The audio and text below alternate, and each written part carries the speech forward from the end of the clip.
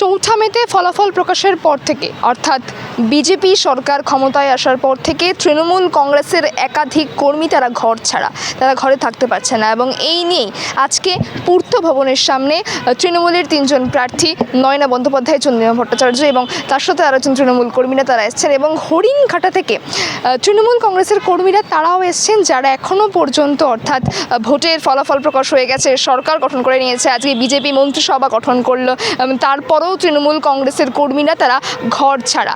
এই নিয়েই তারা আজকে পূর্ত ভবনের সামনে চেয়ারপারসনের সামনে একটি ডেপুটেশন জমা দিতে এলেন এবং সেই নিয়ে কি বলছেন চন্দ্রিমা ভট্টাচার্য দেখুন বিস্তারিত প্রতিবেদনে। ফলাফল বেরোবার পরে যে ধরনের মানবাধিকার লঙ্ঘনের কাজ হচ্ছে বিভিন্ন ক্ষেত্রে, বিশেষ করে যারা আমাদের দলীয় সাপোর্টার, দলীয় নেতৃত্ব এবং তার সাথে সাধারণ মানুষের, আমরা মনে করি যে এটা আমাদের দেশের যে মানবাধিকার আছে, এই রাজ্যের যে মানবাধিকার সংক্রান্ত আইন আছে, তার সম্পূর্ণভাবে সেটাকে লঙ্ঘন করে করা হচ্ছে। সুতরাং আমরা এখানে মাননীয় চেয়ারপারসন অনারেবল জাস্টিস ইন্দ্রপ্রসন্ন মুখার্জির কাছে আমরা একটা সময় চেয়েছিলাম দলের পক্ষ থেকে, এবং আমি আমাদের সম্মানীয়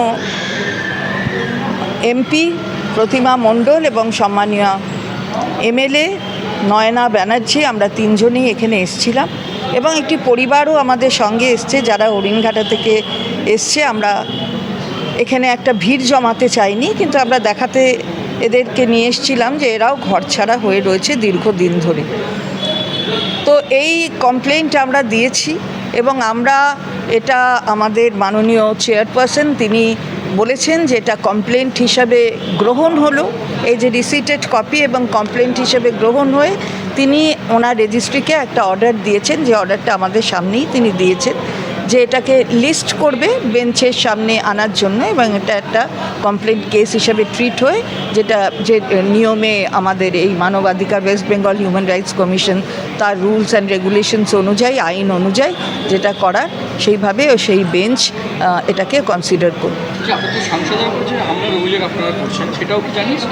সাংসদ সহ সকলেরই যারা হয়েছে পুরোটা, খালি তো সাংসদের ব্যাপার না, সার্বিকভাবে সাংসদ যেটা করছেন সেটা তো করছেন এবং এটা সকলের মানে তারা জানেন আর কি যে সাংসদের ওপরেও কী অত্যাচার হয়েছে।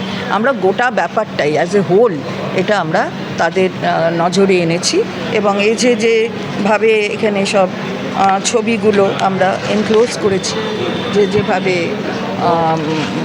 হয়েছে।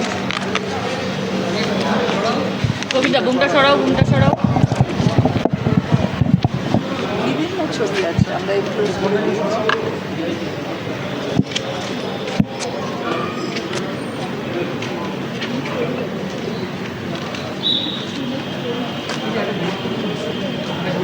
না সংখ্যা জানিয়েছেন যে না, নির্দিষ্ট না, এরকমভাবে তো বলা যাবে না, ঘর ছাড়া বহু। সুতরাং সেখানে আমরা বলছি যে আপনারা একটা ইনভেস্টিগেটিং টিম পাঠান, এটা আমরা আবেদন করেছি। তো কালকে ফুল বেঞ্চ যেটা বসবে, যেটা আমাদের চেয়ারম্যান সাহেব যেটা অর্ডারটা দিলেন, সেটা তারা কনসিডার করবেন যে কি করবেন কি না করবেন। একটা বিষয় জানি না এটা সম্পর্কে, এটা আমি উত্তর দিতে চাই না, আমরা উত্তর দিতে চাই না।